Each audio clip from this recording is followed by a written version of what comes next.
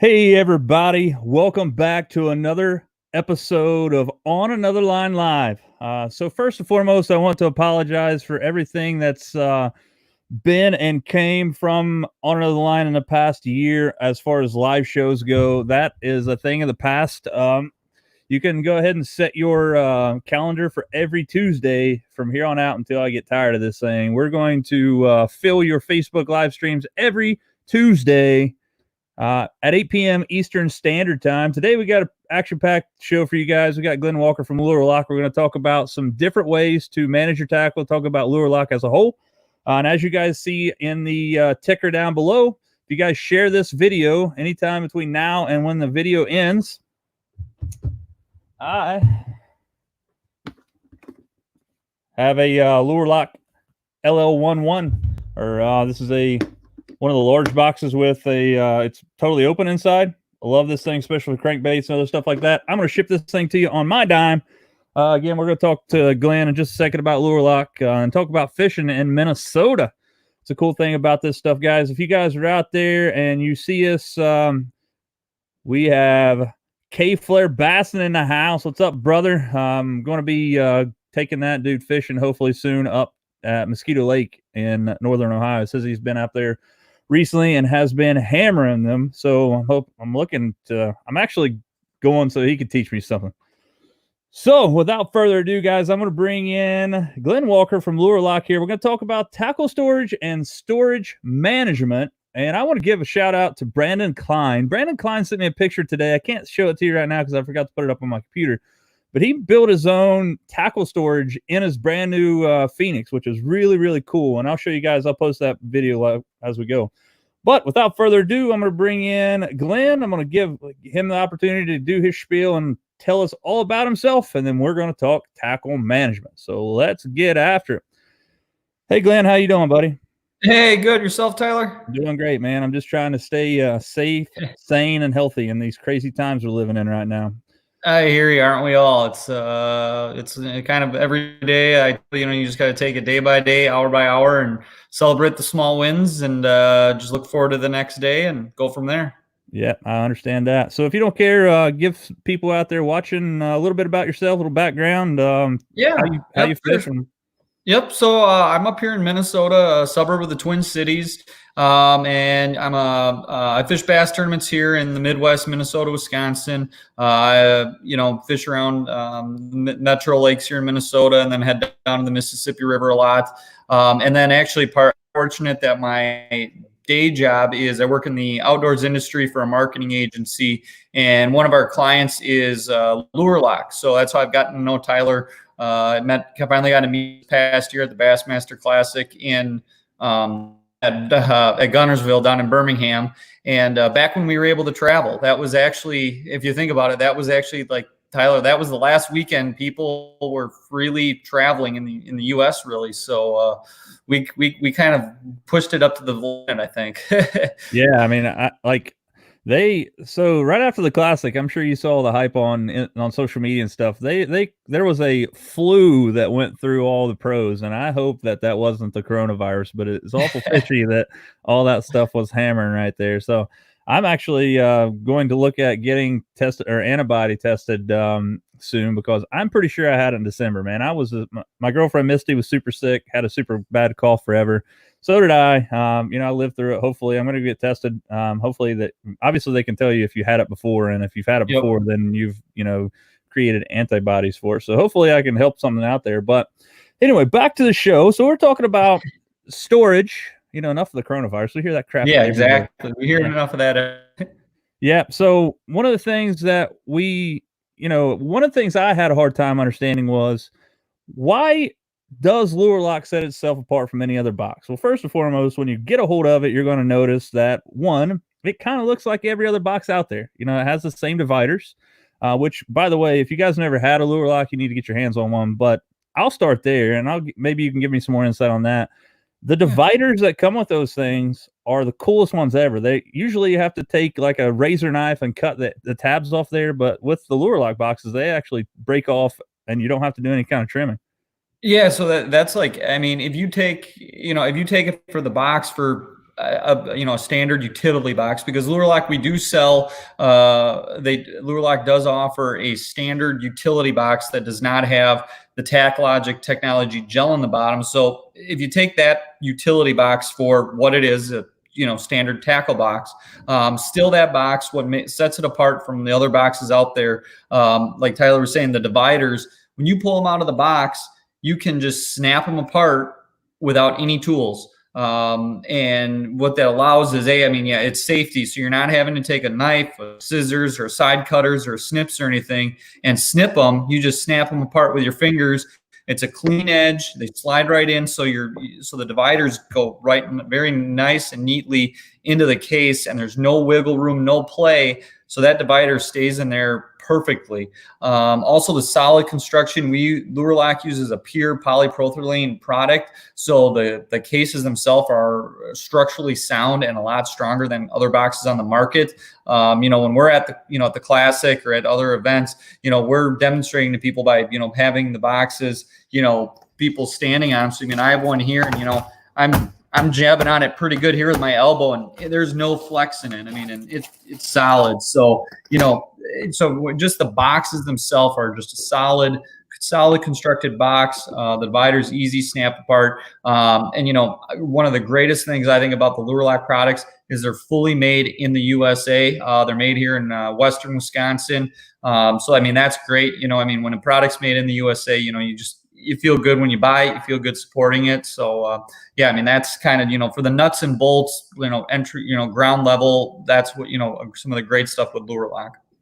Yeah. And if you guys, again, that's some of just a few things that set it apart, in my opinion, for the Lure Lock. And to be honest with you guys, I've used many, many, many different boxes on the market. And what drew me to Lure Lock was the ability to put these really high dollar lures that we all have. Let's face it, even a $6 crankbait is a lot of money if you talk about having 1,000 of them in your boat. You know what I mean? So, and having the ability to keep those things from getting scratched, you're always going to have lure rash and stuff like that, hook rash on these things. But if you run across Lake Erie or maybe Mille Lacs out in your area, it keeps your lures from getting beat up in the boat. So that's one thing that I like about it. But I don't know if you guys can see this, but you can see that right there. That is a 1/2 ounce drop shot weight that's just stuck to the TacLogic there. So that's what really sets Lure Lock apart, in my opinion. So if you want to go ahead and talk about that, Glenn, that's the proprietary stuff that they have in the bottom of their Lure Lock boxes. Yep. So, and what sets the Lure Lock apart is in the bottom of all the cases, you can kind of see this about 1/4 inch thick layer of blue gel. That's the TacLogic technology gel. It's a soy-based product, so it's completely natural. And the first thing people are going to say when you say, "Oh, it's a gel," and it's going on your lures, is what's the residue? Is it going to make my lures smell? Stuff like that. And it's not. It's non-transferable, so you can put your baits in on the gel, and it's not going to transfer over to the bait. So you're not going to pull the bait out, and it's not going to be gummy. It's not going to have a oily smell. It's not going to have a plastic smell. The bait's completely going to smell like whatever the bait was. It's not going to affect the fish. They're not going to be wary of the bait. And it's not going to pull that paint finish off of your bait. It's not going to affect it. So like with those high dollar crankbaits, like Tyler was talking about, or any of the, premium hooks on the market, you don't want those hooks banging around the box when you're running down the lake and you're driving down the highway. If you can keep your baits in that box from bouncing around side to side, rubbing on each other, rubbing on the sides of the box, you're going to get the longevity of your baits and longevity of your hook points is going to extend. So it's saving you money. It's saving your time. It's saving your tackle. So you're not continually having to, update treble hooks and all your crankbaits or go through your terminal tackle box, every month after a busy season on the water, pulling hooks out, pulling tungsten weights out, and seeing if they're chipped, seeing if the hook points are bent over. And then a lot of people, one of the things that people will say is, well, the baits have to be in contact with the gel. Yes, that's a given. We're not saying that the gel is some crazy product that's going to shoot beams of light up through the top of the box and hold everything in place. Obviously, if a bait's not touching the gel, it's not going to stick. But like this box right here, I have here, it's our LL2, which is our medium-sized box, and I have my Rapala shadow wraps in it. And, even though, some of these baits aren't fully in contact with the gel, when you pull them out, so in that compartment, there's 7 shadow wraps in there, and I just pulled one out without getting tangled. So, I mean, how many tackle boxes can you put, 7 jerk baits in a single compartment and pull one out without having to do the typical, shake it and, knock a bunch off? Because what happens is those ones that are in contact with the gel, those stay in place, and then the one that is on top isn't going to pull the other ones off. So it's going to really save you some time on the water from having to go through your bait, your box, and completely, try and dig a bait out. You can get the one right off top and pull it out. Yeah, so that's one of the big things for me, obviously, too, is being able to get my baits quicker. And as a tournament fisherman, I've kind of, and again, a lot of you guys that are following my channel know that I've basically taken a step back from tournament fishing, which is funny to say because there's no tournaments going on right now. But if there were, I wasn't planning on doing a bunch of tournament fishing this year anyway. I'm focusing on my YouTube channel. I have a 5,000 subscriber goal by the end of this season, which is going to be crazy. But when you're tournament fishing, anything that saves you time on the water could potentially earn you a paycheck. So if I'm not sitting there digging my hooks out of a big pile of baits, if I run 5 miles across 4-footers on Lake Erie, then, sure enough, my baits are going to be tangled up by the time I get to the end of it there. So that's one thing I've noticed. And I sent you an email before about it, but I've learned, guys, they have a deep box now that just was released, if I'm not mistaken, Glenn, at ICAST 2019. Yep. The deep box is about probably at least 2 times thicker than an LL1 or their normal size box. But I take my soft plastic bags and I stick that little bottom flap on there, and I basically have this Rolodex style, bait organizer, which I've got a couple of them now, and it's a phenomenal way to hold my soft plastics. I've looked for a way to do that, and it absolutely falls right in there. We got Shelby Lure in the house. What's up, buddy? Local musician. If you guys are into music, go out and check out Shelby Lure on YouTube or anywhere you can buy that stuff. But yeah, so so now that we have all that stuff, we know what a lure lock box is. Yep. How can we so first off, I want to pull up here if you guys are interested in finding out where that's at. You guys can check out lurelock.com. You can purchase them there. If you are from my area, you can head up to the tackle box in South Point, Ohio, and pick them up there. Greg has them up there. I was just up there last week and made sure, and he definitely does. So definitely, if you want to spend local money. And again, one of the coolest things about it, as Glenn mentioned, is 100% made in the United States in Minnesota, as I like to call it. But, buy local if you can, but lurelock.com is where you can pick that stuff up. But so tackle storage, not only lure lock, let's just talk about general tackle storage. Yeah. Throw a tip out for my viewers here, something that they may not know that you find helpful for any kind of lure lock, or for any kind of tackle storage. Yep. So even before, we were working with Lure Lock, I was a big proponent of, creating kind of a day box, so whether you're pre-fishing for a tournament or fun fishing on day on the lake or tournament situation, bass fishermen, as by nature, are lure hoarders. I mean, every bass fisherman goes out there, and you get that, top water plug that you love in a certain color. You get that crankbait that, the right one, and you stock up because, as fate always has it, as soon as you find a fish catching bait, you're going to lose one, you're going to break, going to get bit off, whatever. And then the company's going to stop making it, or you're not going to be able to find it. So you stock up. We all have lures that we're just sitting on, and it's because you never know when you're going to need them, but you don't need to bring them all in the boat. You hear from any, Elite Series Pro, FLW Tour Pro, Bass Pro Tour Pro, any of these guys, majority of them are going to tell you, keep it simple, scale down the tackle you carry in your boat, because when you're on the water, you don't want to have all these options and all these things running through your head, trying to say, well, should I switch now? Should I switch? Stick with what you have confidence in, keep the bait tied on.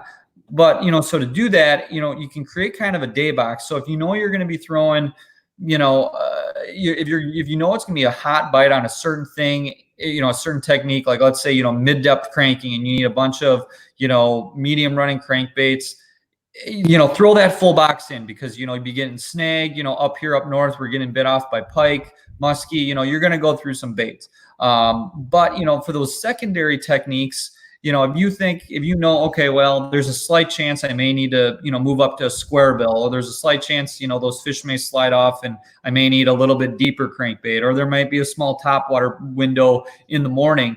You don't need to bring your full box of topwater plugs and your full box of deep cranks. So create kind of a day box. So throw in, 3 or 4 topwater plugs, 3 or 4 deep cranks, a few square barrels, and just have that kind of day box, as kind of as that backup box. So if your main plan goes awry, you have the baits you need, but you don't need to take up the space. You don't need to add that extra weight to your boat, and you don't need to add those secondary thoughts in your head when you're out in the water. You can just have kind of that backup plan in your boat. And kind of one of the cool things that, is like Tyler was saying with that one cavity box. So this is the thin box we came out with ICAST last year. And right now I just have some random jerk baits in here that, some Mega Bass, some Lucky Strike, a whole bunch of different brands. But, this is just, without any dividers, I'm able to throw a bunch of baits in there, stick it into the gel, and they're not going to move around. They're not going to get all tangled up. And then that way, this box, I predominantly going to, like I showed you my shadow wrap box, I'm going to throw those a lot in the spring, but I still want to obviously have some Mega Bass with me, some Rogues, all the other main jerkbait brands out there. You can't leave the dock without them, but I don't need to bring a whole box of them. So I can just, throw the other ones in the key colors I might throw in a one cavity box and throw it in my compartment, and I'm good to go. So I think that's the one main thing that I've kind of started doing over the last couple of years is creating smaller day boxes. So before you go out for that fishing trip, pull out a few lures, throw them in a box, and that's your day box. That's kind of your backup plan. If you get to it, if you need to go to it, they're there. But if you don't, then then it's not taking up much space, and it's not messing with your mind throughout the day. Yeah, that's a great tip. Chad Boyd, man, he's from the Blue Ridge Mountains of Virginia. He said, shared it, y'all. Hello from the Blue Ridge Mountains Appreciate of Virginia. It, Chad. Hey, man, thanks for joining us. Thanks for sharing. I appreciate it. Yeah, so that's one thing. So I know I just have a few more minutes here with you, but there's a like a, I don't know, it's a weekly thing that I do. It's called, we're going to say love it or launch it. That's what I'm going to call it now. Love it or launch it. Love it means a bait that you'll absolutely never go fishing without. So we'll let you go there. So, I know that's like, what kind of music do you like? What's your favorite song? I get it. But everybody has that one bait. So my favorite bait, again, that I'll never go anywhere without is going to be a Texas rigged Zoom speed crawl. And you can fish any color you want to, as long as it's green pumpkin. So that's my never leave home without a bait, is a Texas rigged Zoom speed crawl.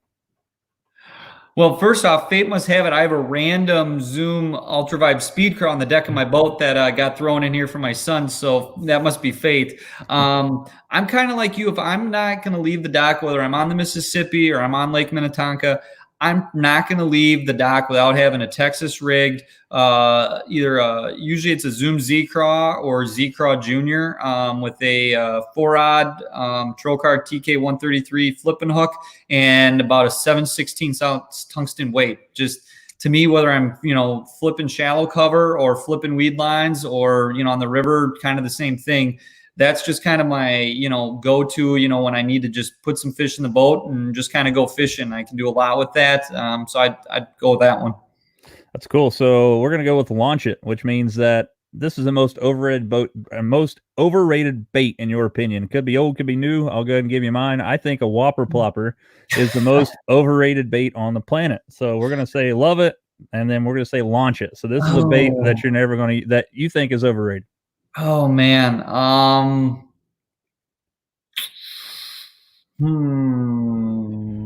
Putting me on the spot here with that one.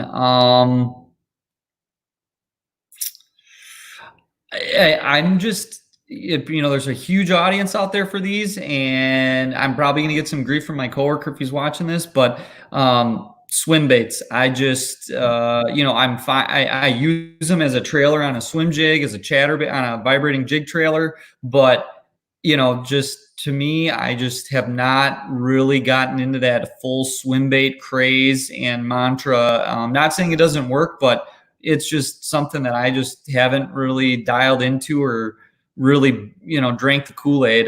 So I'd say kind of swim bait. I got you. That's cool, man. So again, I need to pick your brain here recently or soon about. I'm leaning towards a Solix 12, but Nice.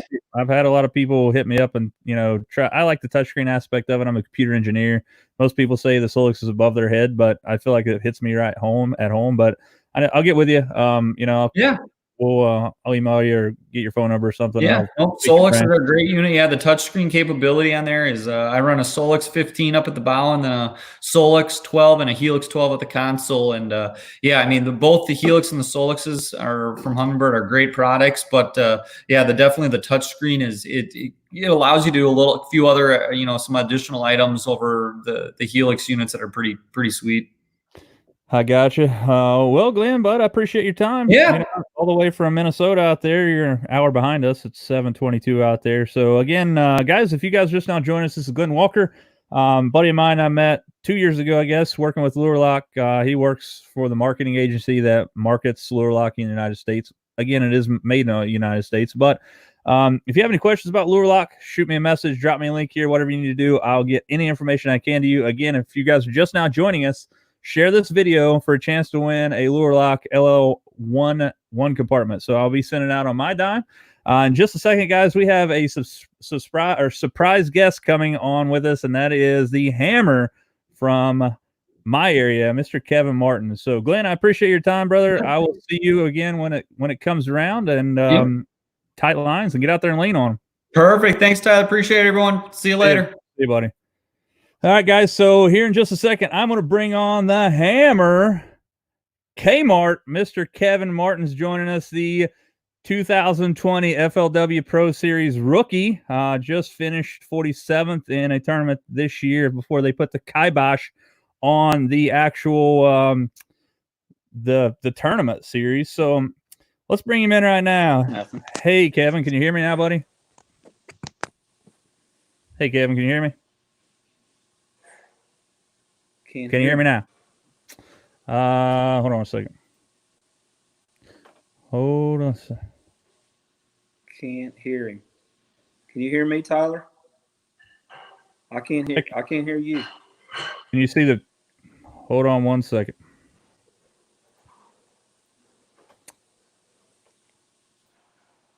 Can you hear me now? Check.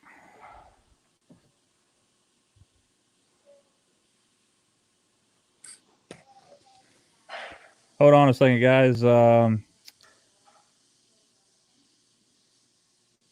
bringing him in. It's having some technical difficulties.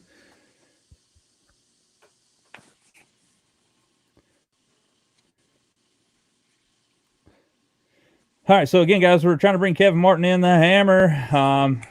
Let's see. Can you hear me now, Kevin? How about now? I can hear you. Can you hear me? I can hear you. I'm gonna back completely out. Yeah. All right. So again, guys, sorry about that. We had the same thing happen to Glenn there for some reason. I don't know why. But anyway, we're going to bring him in just a second, guys. If you guys are just not joining us, we're going to try to bring Kevin in here. Hopefully we can get him in here. He again is from my area. He's from Crown City, Ohio. Let's see if I can bring him in here. I got you. Hey, Kevin, can you hear me now? Yes, sir. I can hear you. So wait, we're back. We are back. So again, guys, sorry about that. We had a little crazy thing going on there with Glenn also, but let me introduce Kevin, and then I'll let him introduce himself. But this is Kevin Martin, also known as Kmart around the area. He is a 2020 FLW Pro Series rookie, just starting out in his first. You fished as a co-angler last year on the Pro Series, right? I did. Yes, I fished as a co-angler last year, and then went to the. I fished the Costas last year. That's how I qualified to get to the. To the pro circuit this year was through the Costas. Yeah. Chad Boyd says technology has the Rona. Yeah, I wouldn't doubt it, man. Yeah. So walk us through your last tournament. You finished 47th place, earned a paycheck, which is more than, I don't know, 99% of us can say on the FLW tour. So walk us through that. I actually, my last tournament was at Lake Martin in Alabama. I finished 18th down there in Alabama. at Martin, and I finished. You're thinking of Florida. I finished 42nd down in Florida, is at Harris Chain. But yeah, our last, like I said, was at Lake Martin, and it was a spotted bass, largemouth, lake, but predominantly spotted bass for the most part. And I just started.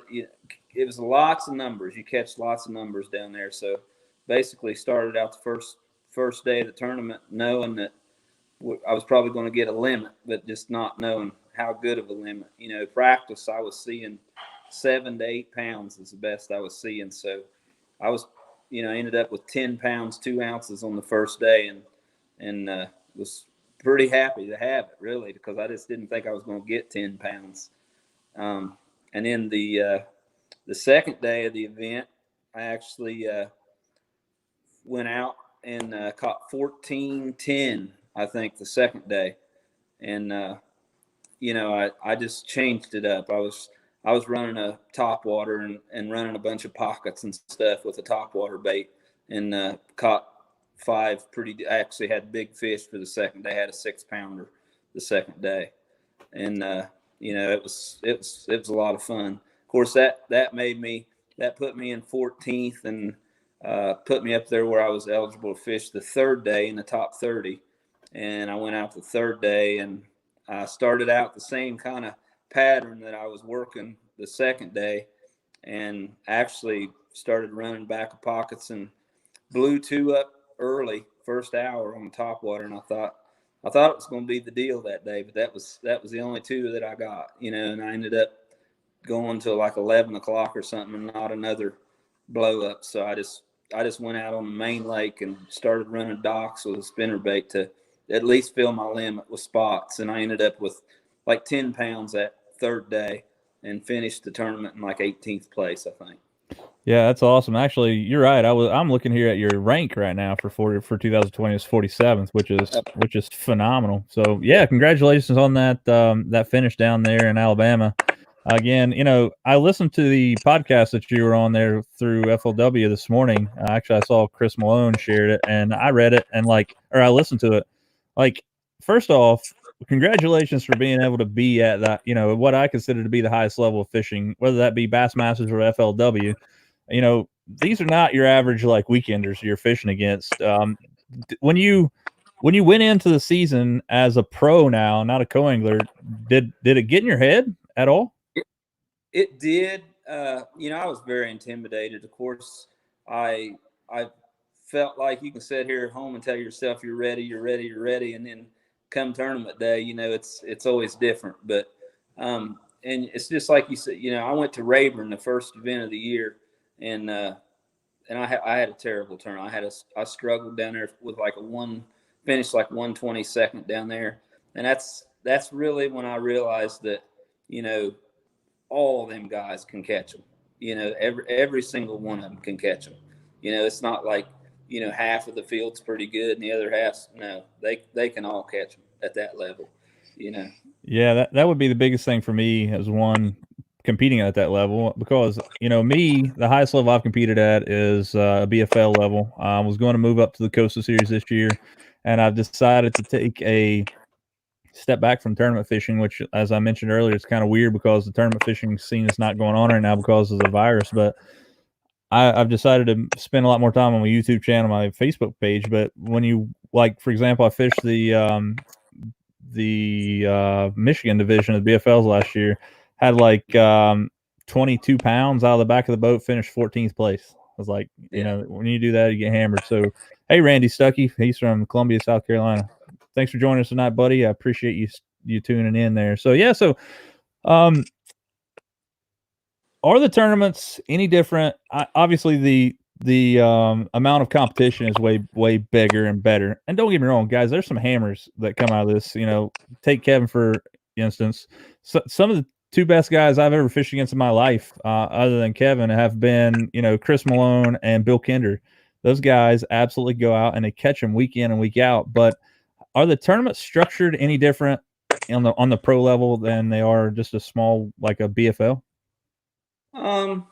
Not really. I mean, the FLW in general, I feel like it's a very good ran organization, you know, as far as that. But as far as the structure of the tournaments, I really don't feel like there's, you know, like you said, other than probably the competition, you know, I don't feel like there's any difference in the tournaments actually. Yeah, that's awesome. And speaking of Chris Malone is one of your sponsors, I'm sure, from Mullins Marine and Ironton. And I just saw that you just picked up a new Phoenix. What did you get the PHX? I did, yeah, I did, and I'll tell you, Tyler, it is. You know, that's my third Phoenix I've had. I've had three of them, and I had the 721, then I went to the 920, and now the 21 PHX, and I absolutely love it. It's hands down the best boat I've ever ran, and I've had just about every brand really, and I really like that new PHX. It's nice. Yeah, I'm not in the mood, or I'm not in the market for a boat yet.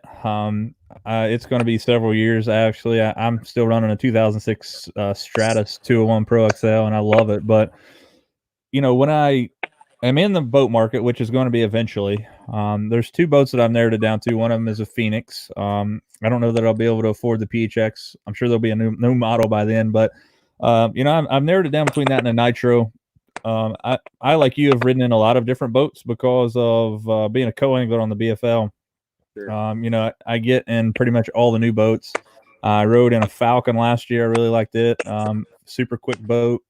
Kind of reminded me of my Stratus. But so a lot of people don't know, and I don't know, maybe you know this or not, but the guy who owns Phoenix Boats, he was actually the CEO of Stratus for a while, and they claim that the Phoenix has a Stratus hull. I can't, you know, deny that or vet it out, but that's pretty cool. So I've ridden in a couple. I like them. What kind of graphs are you running right now? I'm in the market for a new graph. I'm looking at, as I don't know if you heard me mention it a while ago, I'm looking at a Humminbird Solix, but I'm trying to weigh all my options here. So what brand do you run? So my setup, Tyler, actually is I run two Lowrances at the dash, you know, and then I also run an iPad at the dash, and then up front I run a Lowrance and a Garmin. And how I have it set up basically is I'll have, you know, my split screen is on structure scan, right on the right graph, left on the left graph, and then mapping on my left graph, you know, with the down scan up on my right graph. And then, like on my iPad, I have it set up with the Humminbird mapping, you know, with the Humminbird app, you know, and I use it on the Humminbird mapping. So I actually have the Humminbird and the Lowrance mapping both at the console.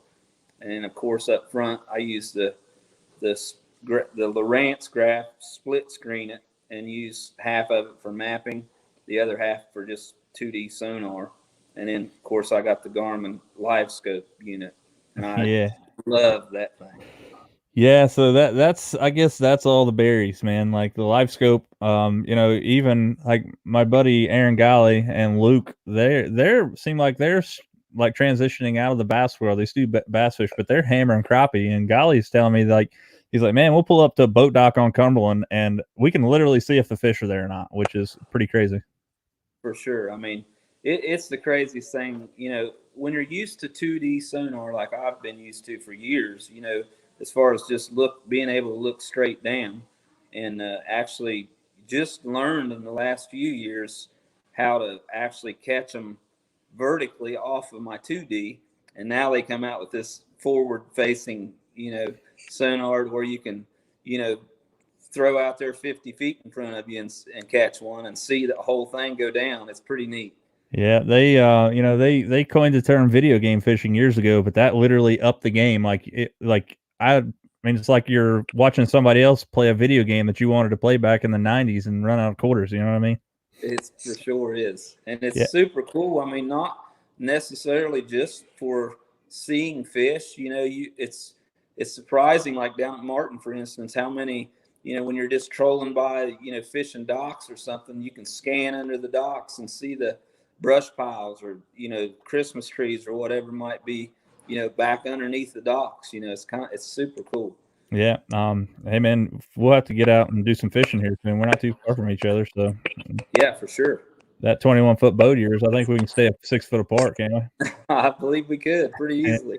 Yeah, Jordan Case, I agree with you, buddy. Humminbird is so nice. I like the Solix. I don't know. I like them all. Like, for example, guys, I'm not gonna lie to you. I don't know that you can choose. They all have benefits. They all have negatives, in my opinion. It just depends on what you're looking at. I mean, if you look at people like, there are some pros out there like Jacob Wheeler. He's running them all. He has Humminbird, Garmin, and Lowrance. So, I mean, I guess if your pockets are deep enough, you could do that. But yeah, so I mean that's what I'm in the market right now to upgrade. I'm going to put a 12-inch graph on my console on my boat. So that's what I'm asking there. Yeah, I actually, like I said, I have the, I have the Lowrances with the bird. The mapping basically is what I like the Humminbirds for the best, and that's what I use my Humminbird for.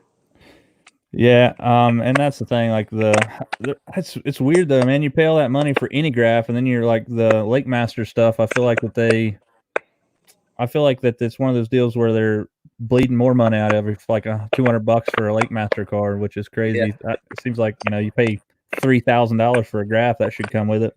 Right. Yeah. All right. So I don't know if you heard me talking to Glenn there a minute ago. There's a thing that I ask everybody on my show, and that I just now coined the term of the actual segment is called "Love It or Launch It." And when I'm saying "love it or launch it" is love it means one bait that you'll never leave home without, something that you have ultimate confidence in. Again, I told him mine is a Texas rigged Zoom speed crawl green pumpkin, and with a probably at least 5/16 head tungsten 4/0 Gamakatsu offset shank worm hook, and again it's ultra 5 speed crawl green pumpkin. If you were given one bait that you have the ultimate confidence and you're never going fishing without, what would it be? I would have to say it was going to be a 3/4 ounce War Eagle spinnerbait. Would be my one bait that I would never leave home without, for sure. Got your spinnerbait, man. I tell you what, they're awesome. I like War Eagle. I have some War Eagles in my boat. I'm pretty fond of Greg's up at the tackle box. He makes some phenomenal stuff. But yeah, so that's good. And the other side of that is launch it. And here's why I say launch it is I think the Whopper Plopper is the most overrated bait on the planet. What's your thoughts on the most overrated bait?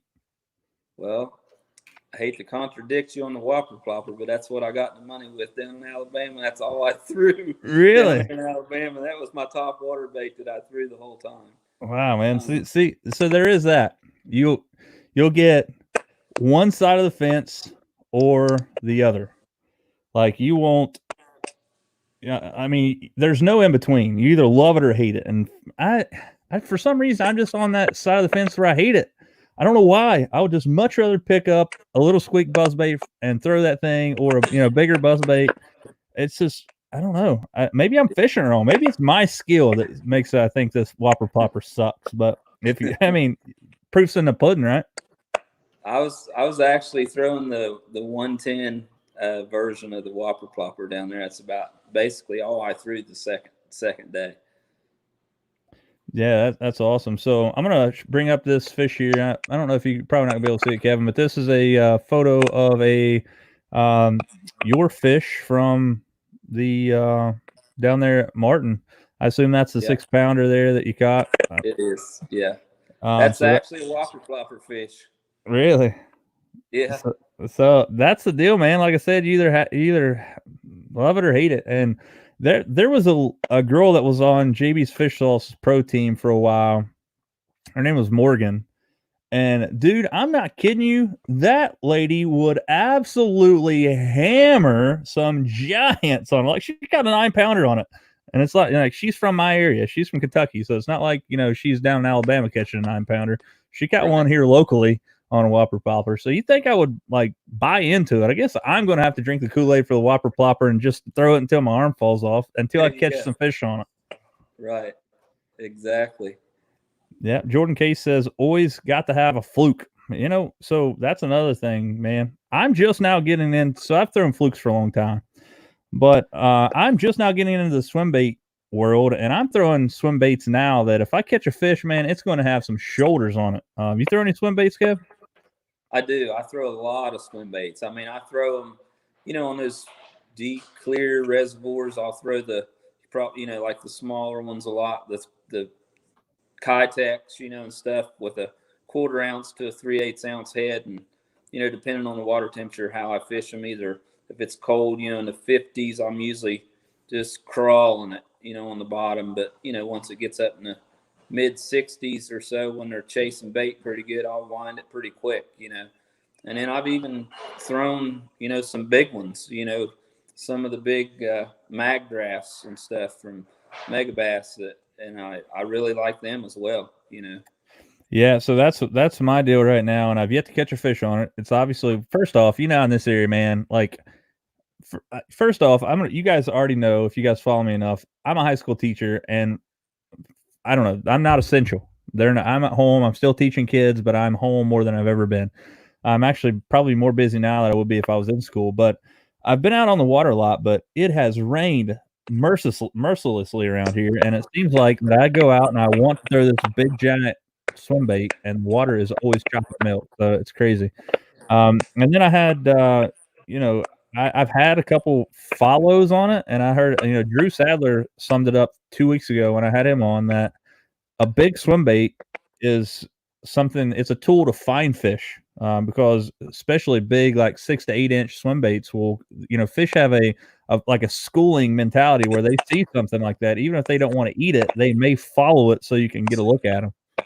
It's a very good search bait, to search for bass, especially around the spawn, when you got bedding fish and stuff. If you wind that big 6, 7, 8 inch swim bait, they might not commit to it, but they'll almost always come up and show themselves and look at it, and let you know where they're at, even if they're spawning down there, 5, 6, 8 feet deep where you really can't see them. Yeah, that's true. And I had Matt Robertson on the show last week for a while, and he was talking about some swim baits on there that I'm gonna have to definitely take a look at. They're fairly expensive. They're like $20 for 2 of them, but he claims they absolutely hammer them. Randy Stuckey says his love it bait is a Texas rig rage bug, green pumpkin, or black and blue. Hard to go wrong with that, man. That's pretty good. It's a pretty solid thing. Jared Zebra says, "Holy hell, it's Kevin Martin." Jared, don't you have some Chevys or something to sell?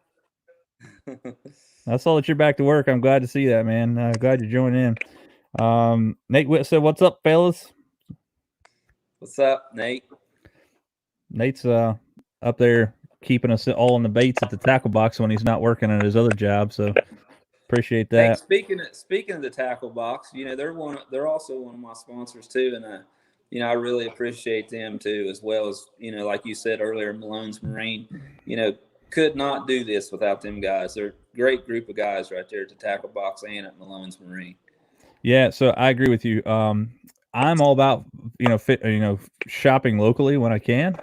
And anytime that I've ever had to anything that I needed wrong, first off, I run an Evinrude because I bought a used boat. But anything that I have ever called and asked Chris, he actually sponsored our river rat fishing tournament in October there. And Greg Drown at the tackle box, those two guys, Malone's Marine and the tackle box in South Point, Ohio. Malone's Marine is in Ironton, Ohio. The tackle box is in South Point, Ohio. First off, they're the nicest guys to deal with on the planet. They'll help you out whenever they can. Kind of like you scratch their back, kind of deal. They'll definitely keep it out. So if you're in my area and you've never stopped in the tackle box, you definitely need to go. You owe it to yourself to go in there and check that out, because it is the nicest, and I say this, I'm not backing down from this. It's the nicest tackle shop I've ever been in my life, and I've been a lot of them. It's a very nice tackle shop, and I'm like you, Tyler. I've been in them all over the country, and it's as nice as one of that I've been in. It's a very nice shop with a lot of stuff. Yeah, Jared says he fished with you in Indian Lake at BFL as a co. Yeah, and it's funny because I fished with Jared at the Michigan division last year as a co out of his Falcon. As I was talking about a second ago, I fished out of his Falcon. That's cool. Yeah. So Jordan Case says they have everything you can think of. You're right, man. The tackle box is awesome. Chad Boyd says, "Yep, making them show themselves is half the battle. Swim baits have served me well for getting them to come out of hiding," which I agree with 100%. Yeah. Yep. So, what kind of rods are you using, man? I use G Loomis. All my rods are Loomis, and all my reels are Shimano. I have most all of my bait casting reels are the Corrado DCs, and all my spinning reels, of course, are Stratics. Yeah, boy. Are you throwing the FLs or the CI4? The CI4s. It's hard to beat that reel. Yeah. Yeah. So I have them both, but I don't know. I like them both. But it's hard to say. But yeah. So you guys know me. You guys get tired of me talking about Shimano and G Loomis, but I've fished Shimano and I've fished Shimano for years. I have made some mistakes when I was a younger kid and actually fished some other companies for a while. Fished Shimano as a kid, went off into this like Rumspringa type deal where I said, you know what, I'm going to do my own thing. I'm going to blaze my own trail. And then I just wasted a ton of money. And I still find myself using the stuff I had when I was a kid that's Shimano on the side of it. So that's what got me back into the game with Shimano and G Loomis, and I have a look back. Have you had your chance to get your hand on the new Poison Adrena rods from Shimano? I have not, Tyler. I haven't had a chance to get my hands on them yet. Dude, they're pretty phenomenal deal. They're a pretty cool rod. So, what rod are you using right now for a jig rod? For my jig, I got a 7.5 NRX. I think it's a 894. I think that's what it is, and yeah. It's heavy. I think it's a heavy action with a fast tip. Yeah, I think that's 894. It might be the 895. One of those. You're right though. So I have the 894 and I love it. Yeah. So what's your thoughts on the DC, man? I know you love it, but what I mean, I love that's the best reel I've really had in my hands for a long time. I mean, I for example, I fished a Bass Open down at Chickamauga, and I was throwing a wobble head on that DC. And first day I went to my first spot, and sat down and I made that first cast. Of course, the DCs make that whining noise a little bit. And my co-angler was like, "What in the hell kind of reel is that you're throwing?" I mean, I was like, "It's a DC." He's like, "How far did you cast that thing?" I could almost throw the line off from it. It would throw forever. Great reel. I love them. yeah, they're absolutely phenomenal. I have several of them. The SLX DC guys is a phenomenal value. So you get your hands out there and get on one. If you guys are in my area, and you want to go fishing, let's do it. So Kevin, buddy, I appreciate you joining us for a while. I don't want to take you up too much time with your family. I know you got your little boy's birthday party there going on, or probably already over, but get you spending some time with your family. But when is the FLW season supposed to kick back off? Have they told you guys? We're actually supposed to start. We're scheduled to start back up May 28th at Lake Hartwell, and I just got a text this evening, to just telling us basically that we're still on track to meet that date. So that's a good thing. I mean, so hopefully we'll get kicked off at the end of May. We have one at the end of May, and then we have at Hartwell, and then I think the next one is like the second week of June and at Cherokee. Then the next one is last week of June at St. Clair, Detroit River. And then we have the last one is at Lake Dardanelle in Arkansas in the end of July, I think. That's awesome. So it sounds like you guys got a action-packed rest of the year, though, man. I tell you what, though, I'm Lake St. Clair has a special place in my heart.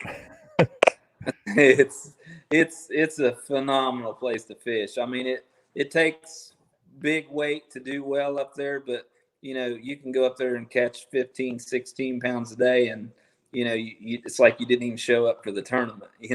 Yeah, man, you can follow the boat, catch a 4-pounder up there. Yeah. Pretty crazy. Well, Kevin, brother, I appreciate you sticking around. If you guys are just now joining us, this is Kevin Martin, an FLW pro. This is on his rookie year and just finished 18th at Lake Martin in Alabama.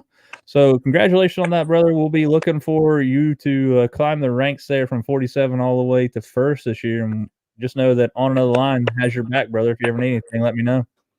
Thank you, Tyler. Thanks for having me on the show. All right, man. I appreciate it. See you. All right, see you. Bye. All right, guys. So you guys see that there? That was Kevin Martin. The he actually is an FLW pro this year, which is awesome. So thanks for joining us, Kevin. Guys, we are right now at the 51-minute mark. We are going to get out of here for this episode of On Another Line Live. Mark your calendars every Tuesday, 8 p.m. Eastern Standard Time. Unless something crazy happens, you're going to see my face and hopefully some other people's faces on this screen on Facebook and YouTube. If you guys have not went out there and subscribed to my YouTube channel, I would appreciate it if you did. It is youtube.com/OnAnotherLine, and we will see you guys on there. I have a really high goal for the YouTube channel to get 5,000 subscribers by the end of the 2020 fishing season, and that is rapidly approaching as I sit here blabbering about it. So if you guys would head on over there to youtube.com/OnAnotherLine, that's all one word, youtube.com/OnAnotherLine. Hit that subscribe button, hit that notification bell, and choose all. That way, when you know I am dropping a new video, you guys will see it. Lives every Tuesday. Hoping to drop a new fishing video every Friday. So that is the schedule that I'm working with this week or this year. If you guys want to be a part of the show for On Another Line, you don't have to be a pro. You don't have to be, I don't care if you've never cast a line before. If you want to learn some fishing and you want to talk on here, let me know. We'll send you a link. You can join in. Next Tuesday, I'm going to bring in 5 or 6 of my buddies that are fishing and fishing locals, and we're going to talk fishing. So hopefully you guys can learn something. If you do learn something, share this video out. I will be picking somebody that randomly that shared this video tonight and shared the video from yesterday. This is all the same video. I'm going to pick somebody this evening. I'm going to shout them out tomorrow on my Facebook page, and I will send you this lure lock LL1 without the drop shot weight.